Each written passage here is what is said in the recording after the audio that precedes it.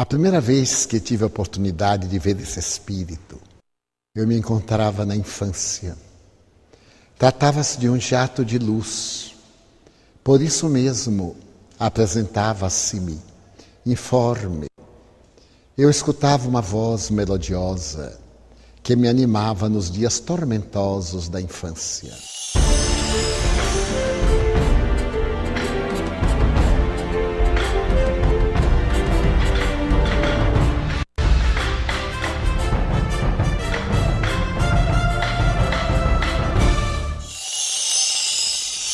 Quando mais tarde eu fui vítima da enfermidade que me prostrou no leito, entre os meses de junho a dezembro de 1944, eu senti um amparo especial, uma voz cantante e dócil.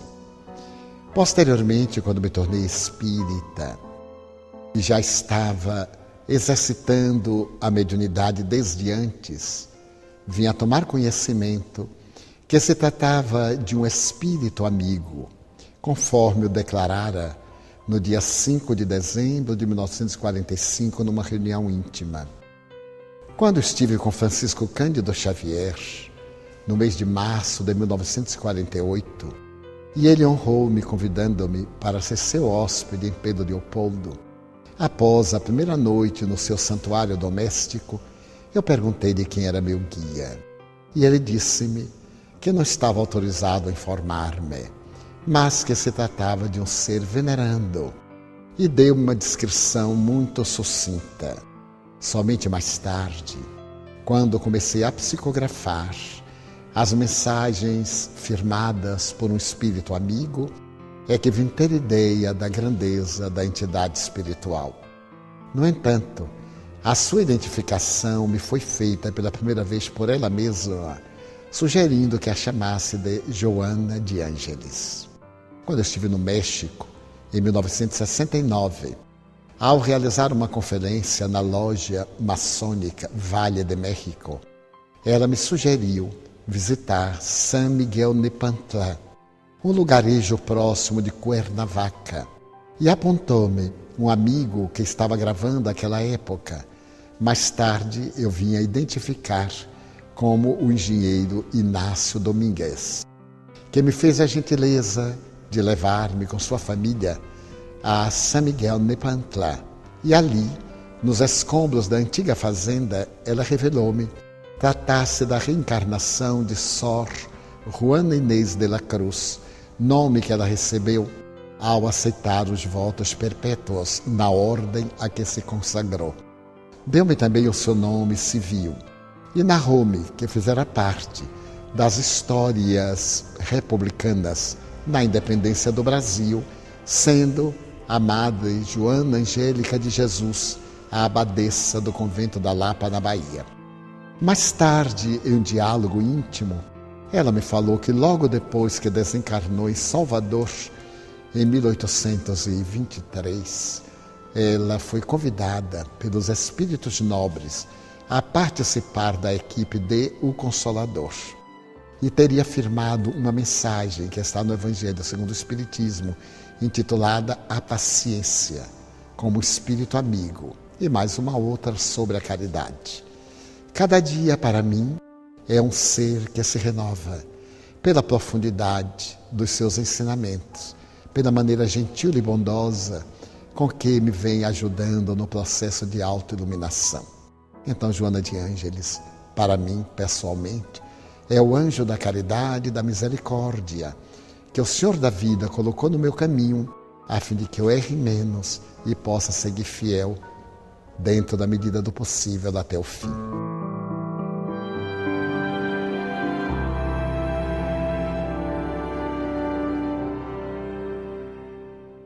Ela informou-me que, logo depois da morte de Jesus, no período dos testemunhos, nós nos conhecêramos. No entanto, aquele filho que desencarna com ela identificou como uma pessoa que nos é muito querida. Os nossos vínculos, portanto, têm início aí, por volta do ano 56, 57 da nossa era. E posteriormente, nos dias de Francisco de Assis, novamente esses vínculos estreitaram-se. Tivemos vários encontros e reencontros através da história, mas foi sob o sol de Assis que, em verdade, eu teria restaurado o compromisso de servir Jesus. Nos séculos que prosseguiram, nos dias terríveis da Inquisição e mais tarde na história da França, voltamos a encontrar-nos, particularmente no século XVII. A partir de então, os nossos vínculos foram espirituais. Ela estava no mundo espiritual, eu me encontrava na terra e vice-versa.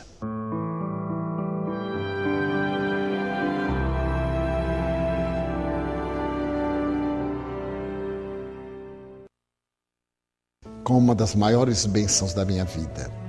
Ela jamais me chamou a atenção de maneira rígida. É sempre dócil. Invariavelmente, quando eu me equivoco, o que acontece sempre, ela me narra um fato semelhante para que eu tire a conclusão. Ou então ela escreve uma mensagem. No ano de 1962, eu passei por uma grande prova que se prolonga, de certo modo, até hoje nas suas consequências. Naquela época, as dores foram tantas que eu emagreci 15 quilos em 40 dias. E surgiu uma dor de cabeça que eu mal podia colocar o pé no chão, já que me abalava. Tendo que trabalhar, eu era funcionário público, trabalhava no Instituto de Previdência e Assistência dos Servidores do Estado, uma autarquia federal. Certo dia, que eu considero o clímax, ela apareceu-me como de costume, como se não tivesse conhecimento. Então eu lhe disse: a senhora tem escrito para tantos. Eu tenho experimentado dores tão cruéis. E a senhora ainda não me deu uma mensagem. Eu gostaria tanto que a senhora me falasse, me desse uma mensagem pessoal. Ela sorriu generosa e disse: meu filho, eu sempre escrevo na segunda pessoa do singular. Tu, ti. É para ti que eu escrevo. Se tu desejas alguma mensagem, lê aquelas que eu tenho escrito. Ainda não havíamos publicado nenhum livro. Eu houvera publicado algumas mensagens, nunca mais do que 20, na revista Reformador, em alguns periódicos, algumas esparsas. E então, ela, percebendo o meu sofrimento, ela me disse o seguinte: havia uma fonte em uma floresta. Esta fonte não tinha minadouros muito fortes. E certo dia a fonte teve um sonho. Que bom seria se eu pudesse crescer até a borda, para que os pássaros bebessem em mim, os animais sorvessem e, quem sabe, algum viajante sedento também pudesse nutrir-se, dessedentando-se. Deus ouviu, choveu, a fonte cresceu e veio até a borda. Os animais começaram a usá-la, as aves e alguns viandantes. A fonte ficou tão entusiasmada que disse: que bom seria se eu me transformasse num córrego, num regato. Eu iria irrigar as raízes das árvores e abençoar terras áridas. E Deus, por misericórdia, permitiu, através da chuva, que a fonte transbordasse, dando origem a um regato. E quando o regato começou a lamber as raízes de árvores ressequidas, que agora renovavam-se, entusiasmou-se e disse: eu gostaria tanto de ser um rio para alcançar o mar. E Deus, que é sempre a generosidade absoluta, fez que chovesse.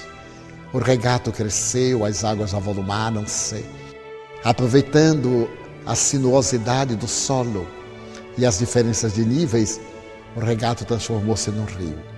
Repentinamente, ele entrou por uma garganta que não tinha saída. Havia muitos escolhos, pedras, paus. E o rio ficou próximo do mar, mas não o alcançou. E começou a dizer: meu Deus, eu gostaria tanto de chegar ao mar, mas tantos impedimentos. Então Deus, que é todo misericórdia, fez que chovesse. E o rio continuou crescendo, crescendo, até que um dia ele vai transpor o obstáculo maior e vai diretamente ao oceano. Assim é a tua história. Se tu pretendes o oceano divino, que nenhum impedimento te dificulte a marcha. Permanece. Se há escolhos, se há impedimentos e obstáculos, silencia, cresce na vertical. E um dia tu transporás esses obstáculos, porque o oceano do amor divino é a fatalidade que nos aguarda.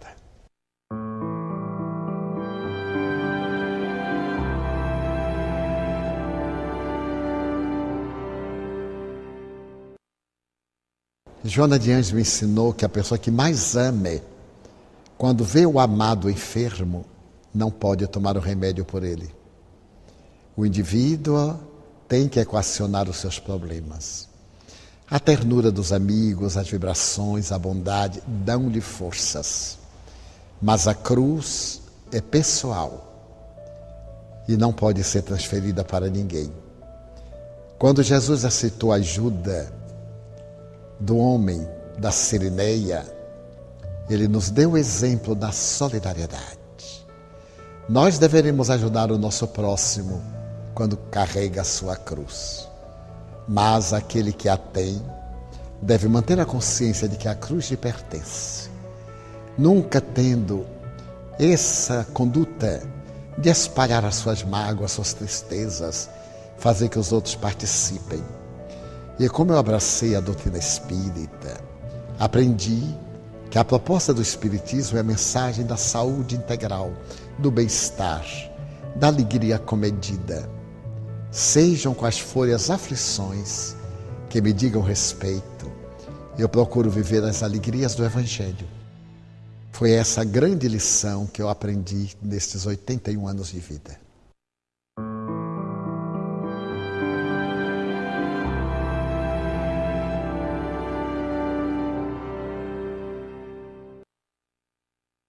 Joana encontrava-se num momento muito grave da sua vida.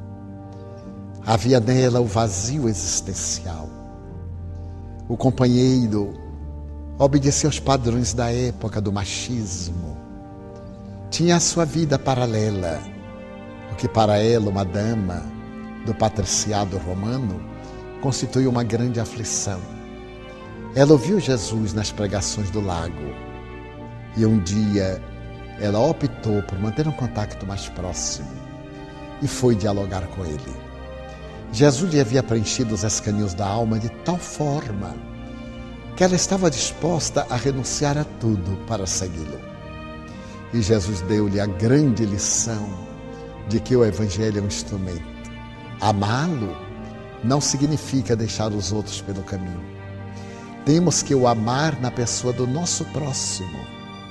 Temos que o amar junto àqueles que estão conosco, que constituem os nossos irmãos da família universal. Quando então ele pede que ela seja fiel à cruz, que o ame, apesar dos delitos que ele comete a cada momento. Porque dia chega que todo aquele que ama a verdade é convidado a dar o testemunho de uma ou de outra forma, de acordo com o que aconteceu com ela própria.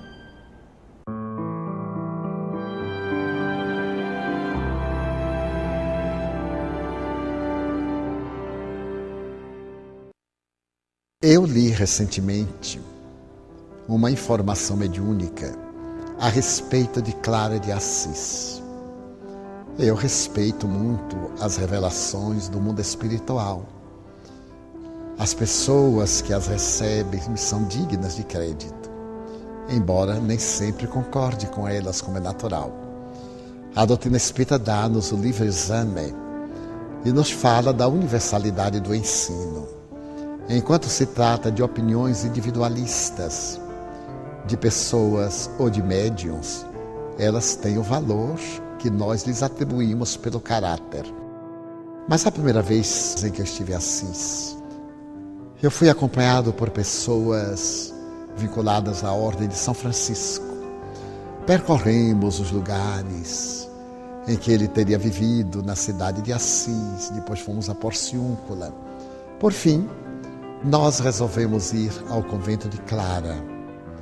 Era a hora do almoço e naquele momento não se permitia a entrada de estranhos. Mas nós insistimos um pouco e uma religiosa permitiu-nos entrar. Então nós fomos até o túmulo de Santa Clara. Detivemos-nos ali. Ficamos impressionados com o estado de conservação do seu cadáver. E quando eu estava olhando-a, Joana me aparece e fica ao lado. Eu então, examinando uma face e a outra, concluí tratar-se do mesmo espírito. Ela não me disse nada, como é natural, porque os espíritos nobres têm muito pudor, principalmente no que diz respeito a terem sido personagens famosas. Mas, à medida que os anos se passaram, já se vão mais de 20 anos, ela me começou a contar detalhes da vida de São Francisco, aquelas conversações edificantes, mais íntimas. E eu continuei a pensar na probabilidade de ter sido ela a reencarnação de Clara de Assis. Não posso afirmar, mas no meu mundo interior eu acredito. E caso não seja, não muda nada. Ela tem sido um exemplo de humildade, de abnegação. E sempre me ensina as atitudes simples, desataviadas. Não envolver as pessoas nos meus problemas, como já disse. Também não criar embaraço para os outros.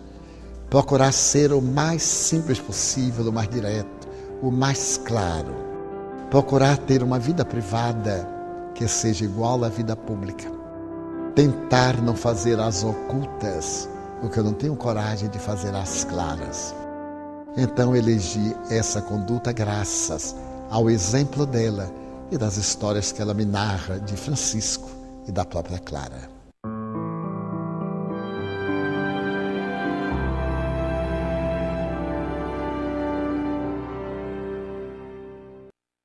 Muitos amigos me dizem que a leitura dos livros de Joana é uma leitura pesada e que ela escreve de uma maneira clássica, que não seria de fácil absorção. Confesso que não concordo, porque quando eu lia as obras ditadas pelo Espírito Emmanuel ao venerando médium e apóstolo Francisco Cândido Xavier, a linguagem escorreta, a apresentação dos temas de uma maneira muito bela. Posso afirmar, embora não seja uma pessoa que tenha cultura suficiente, ser Emmanuel um purista da língua portuguesa. Joana de Ângeles também o é. Quando eu soube que ela houvera sido Sor Juana Inês de la Cruz, eu compreendi por que ela escreve de maneira tão clássica, porque já naquela época era a maior poetisa de língua hispana, ao mesmo tempo a primeira feminista. A sua dedicação fez que ela passasse a história como sendo a monja da biblioteca. Quando ela foi censurada por um religioso que se ocultou em pseudônimo feminino, como Madre Filoteca, ela respondeu que a mulher devia ter cultura, principalmente das doutrinas. Quando alguém, por exemplo, a mulher vai à cozinha, ela deve entender o que é um cloreto de sódio. Quando ela olha para os céus, ela deve entender um pouco de astronomia. Naturalmente, se fora hoje, diria, no relacionamento, ela deve entender um pouco de psicologia. Daí eu concluí que já àquela época é como se estivesse preparando-se para as atividades que o Senhor lhe daria no futuro.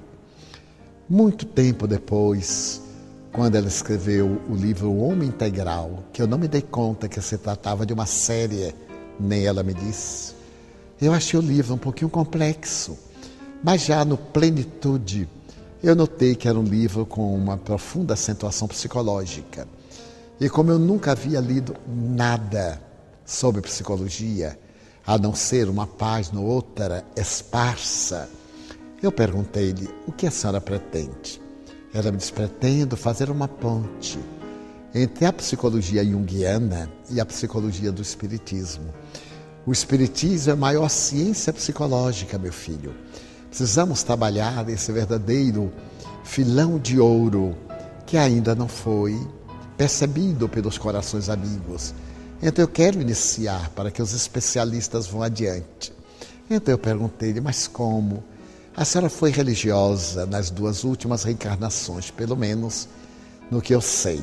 Como a senhora vai tratar de temas tão delicados de psicologia, principalmente do fim do século XIX para o século XX, se a senhora não estava encarnada? Ela sorriu. De uma maneira gentil me disse, a pergunta não tem cabimento em alguém que conhece a doutrina das reencarnações. Note bem, não é necessário que eu tivesse estudado psicologia na Terra. Recorde-se que aqueles missionários que vão à Terra levam conhecimento daqui para tornar-se conhecido no mundo carnal. Os grandes psicólogos, os grandes tratadistas foram daqui para aí. E muitos deles, antes de ir-se, foram submetidos a programas, alguns dos quais nós participamos. Acompanhamos muitos deles que, ao retornarem, foram submetidos à avaliação. Então, meu conhecimento, como dos espíritos que laboram no bem, não é da terra para cá, é daqui para a terra. Então, eu tranquilizei-me, porque posteriormente o psicólogo fez uma censura.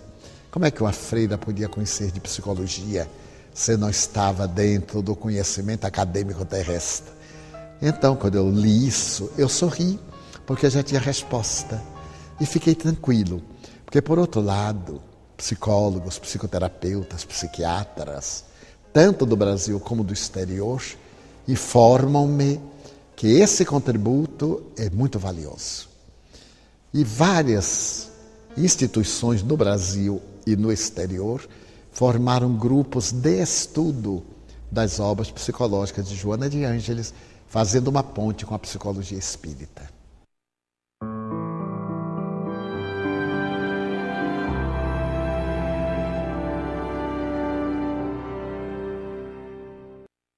Quando ela me informou que eu houvera sido a abadesa, eu fiquei muito sensibilizado, porque eu conhecia da história do Brasil e da Bahia, eu sou baiano de Feira de Santana, o lance. E a posteriori eu voltei ao convento, que agora é uma faculdade de filosofia. As monjas que ali viviam enclausuradas foram transferidas para uma outra edificação. E então ela apareceu-me à porta, onde foi trespassada pela baioneta calada do soldado que estava embriagado. O objetivo dela, para impedir que a soldadesca Ifrene se adentrasse no convento, era para que eles não viessem a violar as monjas, as mulheres ali recolhidas.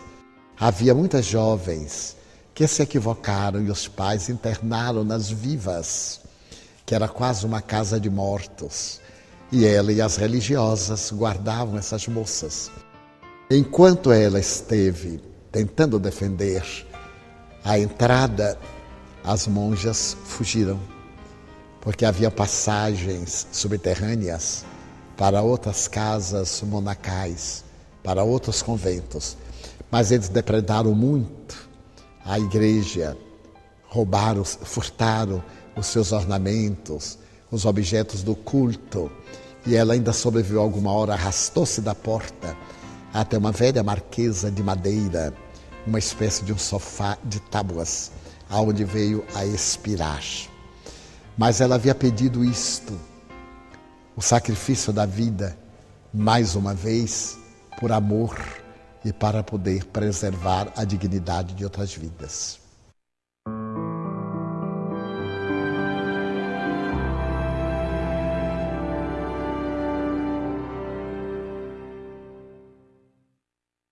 Eu acredito que ela teve um papel de colaboradora com a grande equipe do Espírito de Verdade. porque a legião dos espíritos que fez parte do Consolador e prossegue é muito grande. Pode-se dizer que eles vão aos milhares, cada um deles com uma tarefa específica. Muitos prosseguem colaborando hoje, onde chega a doutrina espírita, na condição daqueles membros do primeiro grupo, sob o comando do Espírito de Verdade. Tendo desencarnado nos anos 20, já Allan Kardec se encontrava na Terra e estava sendo elaborada toda a codificação do mundo espiritual desde há 100 anos. Dessa forma, a contribuição dela foi amparar médiuns, foi abrir espaços mentais para que muitos pudessem assimilar melhor a doutrina dos espíritos. Como a cultura francesa é uma cultura muito dialética, então ela trabalhou com essas entidades para que o codificador estivesse protegido das forças negativas que sempre conspiram contra os ideais do bem. Não foi um papel de alto destaque, pelo que me consta, mas de uma colaboradora membro da equipe do Consolador.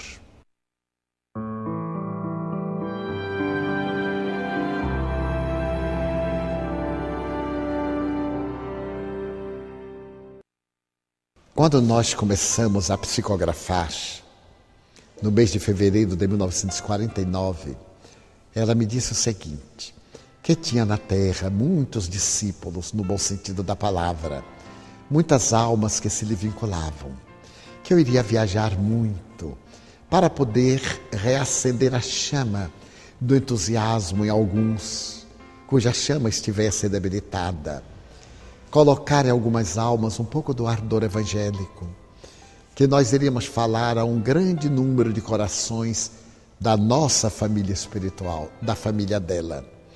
Mas que era natural, que eu não poderia estar repetindo as mesmas cidades. Então iria o livro, iria a mensagem dela. Muitos iriam identificar-se com a sua mensagem, outros não, como é natural, por não fazerem parte da família.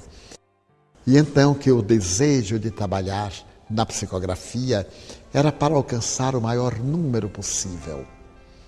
Curiosamente, à medida que eu comecei a viajar e os livros foram sendo publicados vagarosamente, as pessoas me dizem, são verdadeiras cartas que eu recebo de Joana de Ângeles.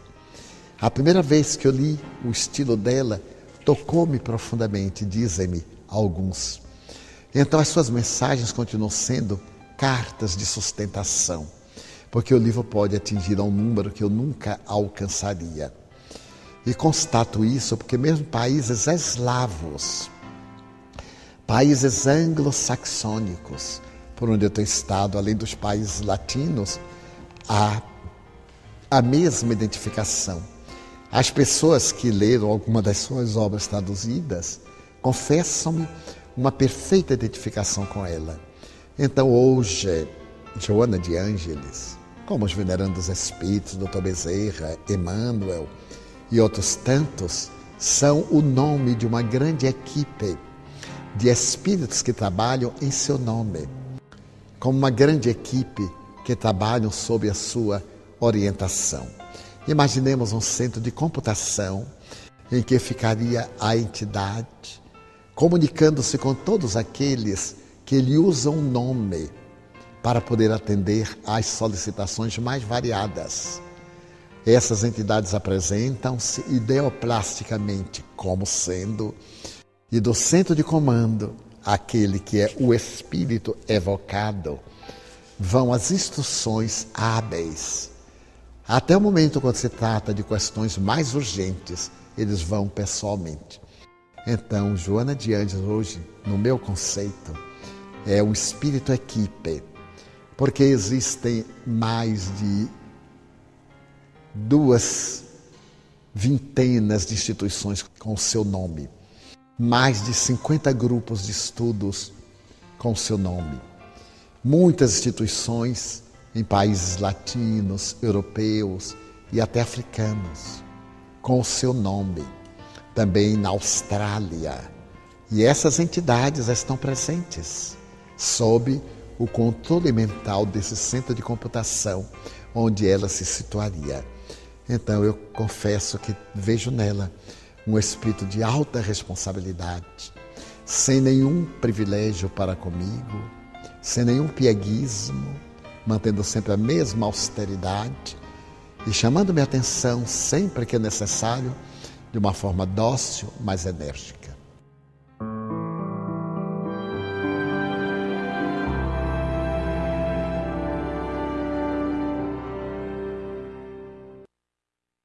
Diz-me que está na programação elaborada, logo depois que eu desencarne, ela terminando essa tarefa assumida em relação à minha atual existência, ela estará reencarnando, isto mais ou menos a partir do ano 2015, com um grupo de entidades, conforme vem acontecendo agora, as entidades nobres, os espíritos espíritas, conforme Dr. Bezerra os designa, estão reencarnando-se para poder apressar o momento da grande transição.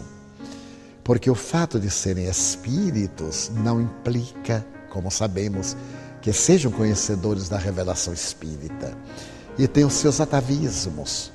Esta nova geração que está vivendo o espiritismo tanto na Terra como no além, vai reencarnar-se em uma função profundamente identificada com a nova era, em que o futuro das religiões, como disse Allan Kardec, está nos alicerces do Espiritismo. E é muito curioso que tenho encontrado companheiros que não somente laboram aqui na Terra, sob a inspiração de outras entidades, seus guias espirituais, mas também com afinidade para com ela, e que em desdobramentos parciais pelo sono fisiológico, nos encontramos no além, assistimos aulas e cursos para podermos trazer essas informações no inconsciente, a fim de que ela e os espíritos encarregados de divulgar o Espiritismo com seriedade, embora de uma maneira jovial, com profundidade, para a construção da nova era, todos esses estamos vinculados. E identificamos-nos. Muitos deles me falam dos seus encontros no além.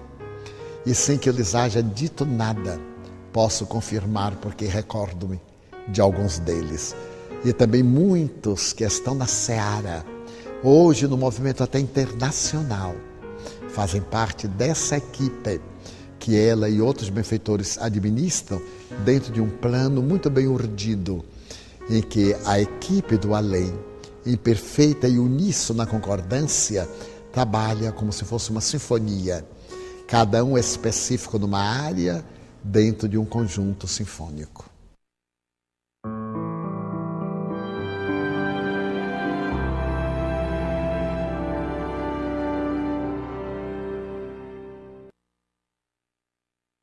Ela me aparece invariavelmente como Juana Inês, com a idade que oscila entre 50 e 55 anos. A indumentária, que na época era muito elaborada, ela simplificou.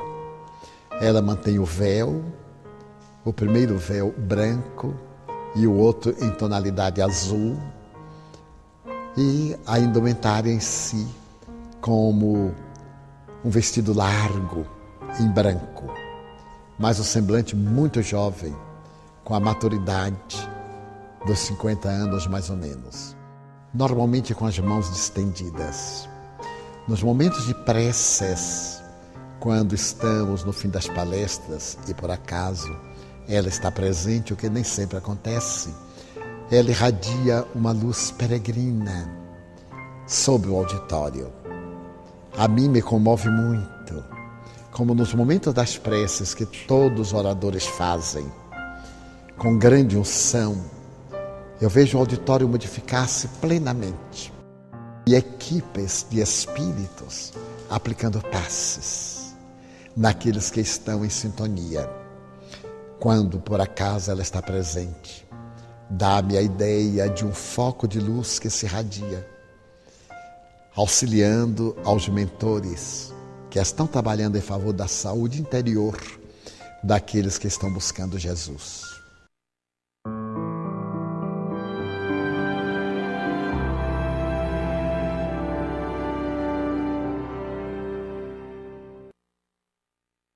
uma bênção que reconheço não merecer. Há alguns anos estávamos psicografando o livro e, ao terminar, ela deu o título de Garimpo de Amor. Então eu lhe falei muito emocionado: mas minha irmã, a senhora já escreveu mais de 100 mensagens sobre o amor. Eu as leio e são todas diferentes. Convergem para o fulcro da proposta de Jesus. Como é possível a sua mente elaborar dentro do mesmo tema tantas angulações? Ela sorriu gentil e me disse: meu filho, estamos apenas começando. O amor é tão abrangente, é tão grandioso, que estamos apenas começando.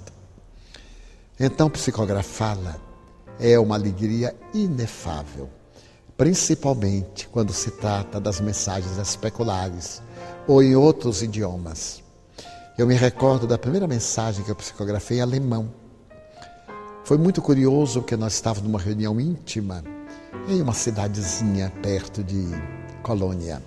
Era um grupo pela manhã e então estávamos lendo o Evangelho, quando ela disse: eu gostaria de escrever. Eu pedi papel aos amigos e fiz o transe. Eu perco a consciência durante o transe. Ela escreveu. Quando eu voltei ao normal, que eu li, eu tive um choque. Eu digo: ah, meu Deus, o que será? Porque ela tinha escrito num alemão antigo. Então eu pedi ao tradutor que lesse.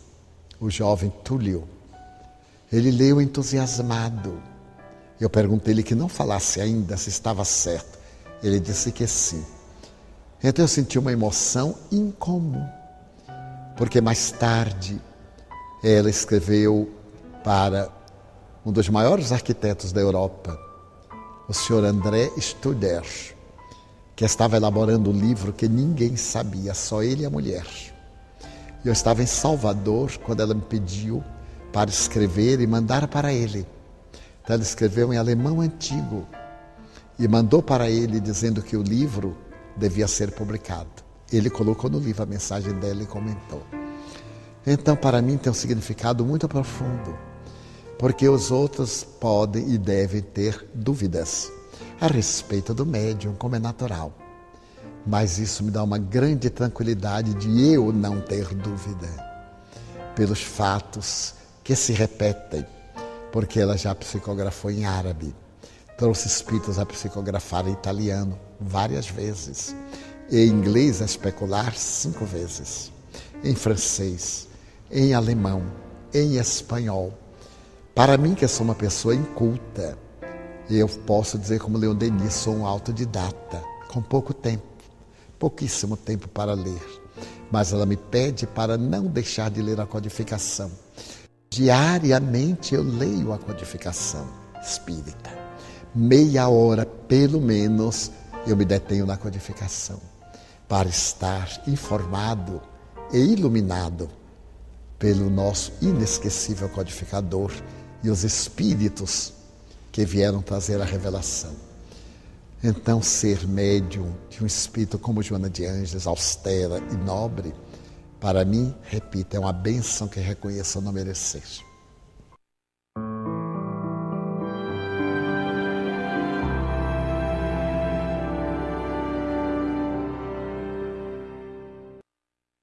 O primeiro, Messe de Amor, que tem uma história muito peculiar.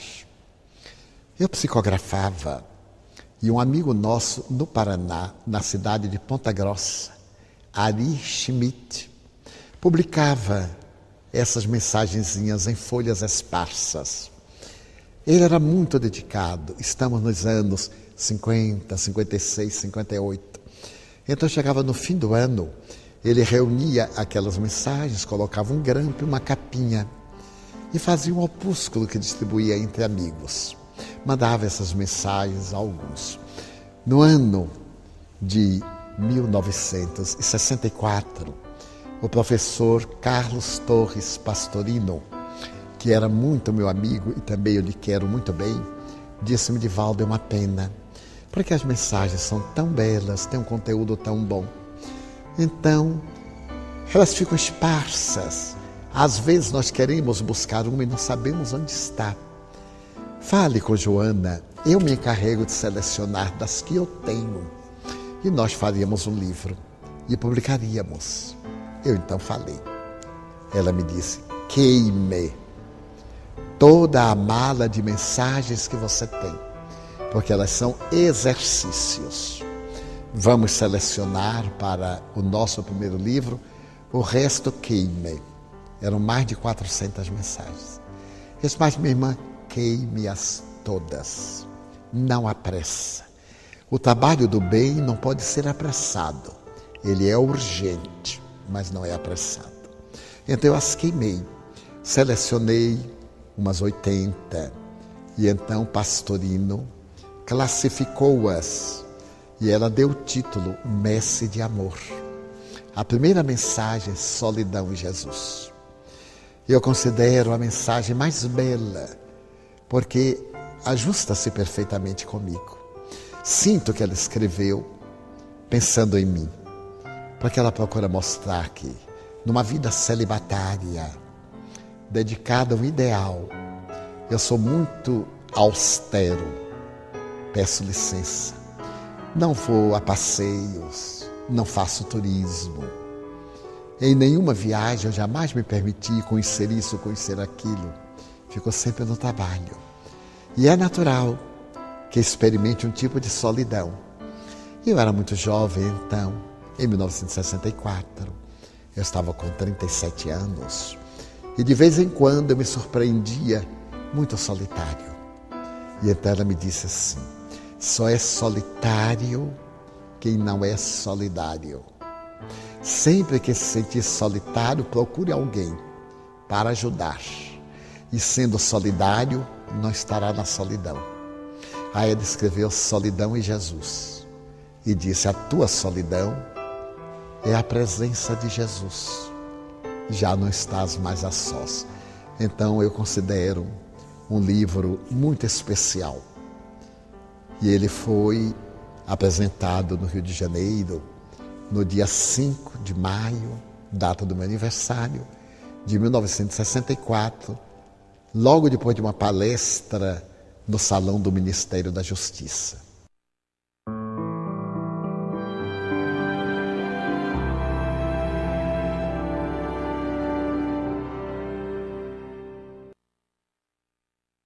Quando eu me dei conta que se tratava de uma série, eu pedi a um psiquiatra muito amigo para que ele lesse um dos livros antes de trazer ao público. Se estava certo, eu sabia os nomes, por exemplo, de Jung, de fulano, de Beltrano, sabia os nomes, mas não desconhecia a obra. Então eu pedi para que esses amigos lessem. Um amigo argentino, psiquiatra, depois uma amiga psicóloga aqui do Rio de Janeiro, Isabela Spranger. E eles foram unânimes em dizer-me que era a melhor psicologia que haviam lido.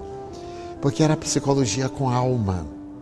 Ao invés de colocar tudo na psique, dentro do conceito tradicional de alma em grego, levava ao espírito imortal. E então eles passaram a ler com verdadeiro fervor essas obras.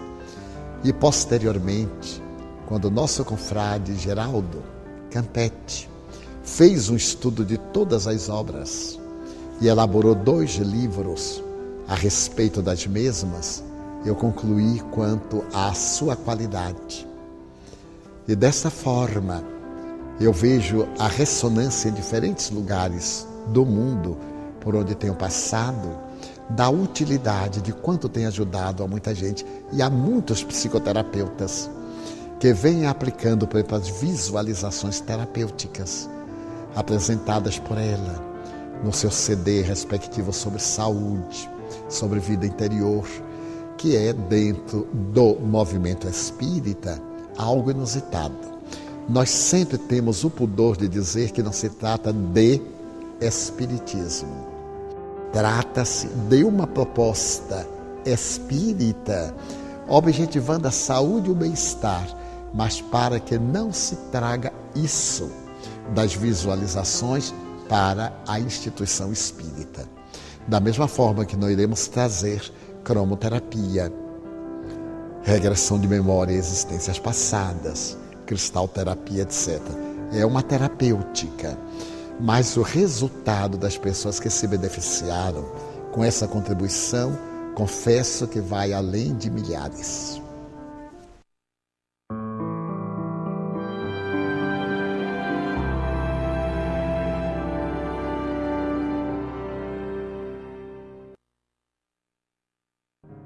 Ela contou-me que quando minha mãe desencarnou, em 1972, e recuperou a lucidez, graças à presença da própria Joana, que minha mãe teve ideia da tarefa a que eu me entregava. Porque minha mãe era analfabeta, um verdadeiro anjo crucificado no analfabetismo. Sempre que eu viajava, eu era funcionário público, viajava aos sábados, domingos, nas férias, carnaval, Semana Santa, nos feriados, e ela me perguntava: para onde vai, meu filho? E eu usava a palavra tradicional: eu vou pregar. E não me dava conta que ela não alcançava o sentido exato da palavra. Certo dia, ela me disse: mas meu filho, será que por aí não tem quem coloque esses pregos nas paredes? Que você tem que sair daqui para ir a pregar coisas. Aí eu expliquei para ela e ela ficou admirada. Ela frequentava a nossa casa, porque morava na Mansão do Caminho, ia ao centro, e ficava deslumbrada. Minha mãe tinha olhos verdes muito bonitos, então eu via aqueles olhos de esmeraldas inundados de lágrimas quando eu falava sobre Jesus. Então Joana me contou que logo depois que ela desencarnou em fevereiro de 72, e mais ou menos para novembro, quando ela já estava na equipe de trabalhadores, ela pediu a Joana para que intercedesse junto a São Francisco, para que intercedesse junto a Jesus, para que a tarefa em que eu estava engajado ampliasse-se e eu pudesse ter a possibilidade de ir além das fronteiras do Brasil. Eu já tinha viajado bastante, já tinha estado em alguns países sul-americanos. No ano de 69 eu fiz uma viagem pela América Latina, do Peru ao México, passei por todos os países.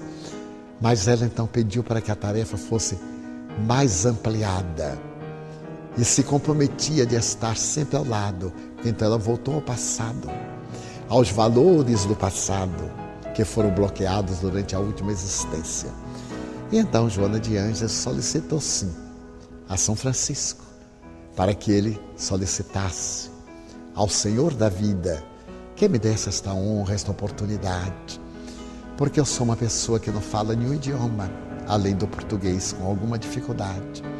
Sempre viajei a sós, era uma temeridade, com salário modesto, pegando aviões aqui e ali, hospedando-me em lugares muito simples e alguns perigosos pela América Latina, sem recursos para lanches nem merendas.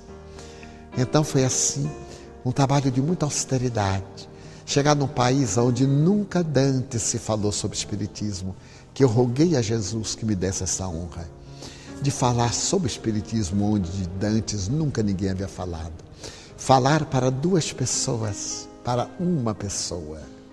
Começar, à semelhança de Paulo, com uma distância abissal, a criar o primeiro grupo, até que realmente a divindade me permitiu, em mais de 10 países, na África, na Europa e até mesmo na América Latina.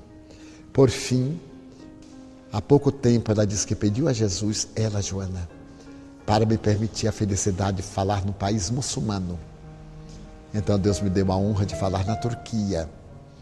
Pude falar realmente para um grande público, em um grupo de pessoas estudiosas de filosofia, que esse grupo ficou fascinado pelo Espiritismo. Estou convidado a retornar e, se tiver vida física, no próximo ano estaremos retornando e iniciando em outros países dos Balcãs, onde, que se saiba, nunca se falou em Espiritismo. Então isso tem um patrocínio de Joana de Ângeles, atendendo ao apelo de minha mãe.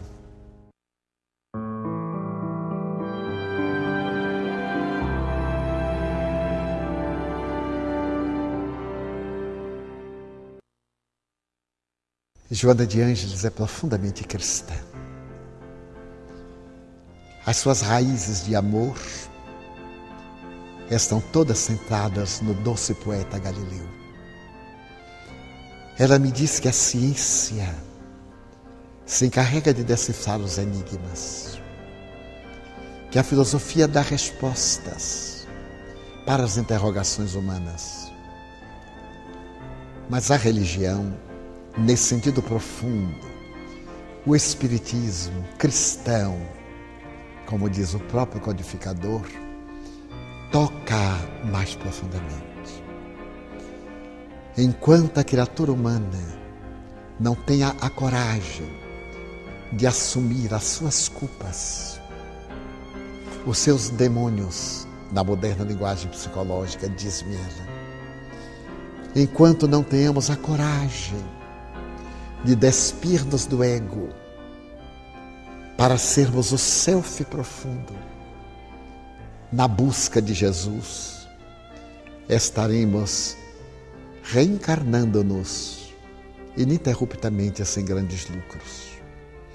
A mente pode estar iluminada pelo conhecimento, mas se o sentimento não estiver centrado no amor, será vão todo este conhecimento. Então a mensagem dela, que nós deixaríamos para os corações amigos, é de que viajemos para dentro, auto-iluminando-nos, buscando a presença de Jesus em todos os momentos, agradecendo a honra da reencarnação. Certo dia, após uma palestra, eu estava muito emocionado. E embora o bulício de fora, eu estava muito vinculado dentro ao mundo espiritual. Eu estava agradecendo as pessoas em volta sem darem-se conta. Quando ela me apareceu e me perguntou, o que fazes? Eu disse, minha irmã, estou agradecendo a Deus, a Jesus, com quem eu tenho mais intimidade. Tudo de bom que aconteceu. Ela disse, então eu vou fazer-te uma proposta. A partir de hoje, agradece o mal que não te aconteceu. Tu agradeces o bem, mas o mal que não te aconteceu. E recentemente em Londres, eu contei isto, que eu tenho por hábito orar várias vezes. No carro, no ônibus, onde eu estou. É o pensamento. Para estar em paz, para estar em sintonia. Às vezes eu saio, escorrego, mas logo volto. E então eu narrei, e ao terminar, uma senhora inglesa veio e completou o trabalho da benfeitora. Ela disse, o senhor ora em gratidão a Deus pelo bem que lhe aconteceu, pelo mal que não lhe aconteceu. Pois, Mr. Franco, eu vou lhe dizer uma coisa. Eu também oro pelo mal que me aconteceu, agradecendo a Deus. Porque só me acontece o que é de melhor para a minha vida. Então eu agradeço ter me acontecido esse mal, que é um resgate, abrindo-me o caminho para o bem. Então nós temos aí 3 vertentes. Para agradecer a Jesus todo o bem. Agradecer aquilo de ruim que Ele impediu que sucedesse. Mas agradecer sobretudo aquilo que nos molestou, mas que é para o nosso bem. Porque se trata de resgate inadiável, a fim de nos dar a perfeita tranquilidade.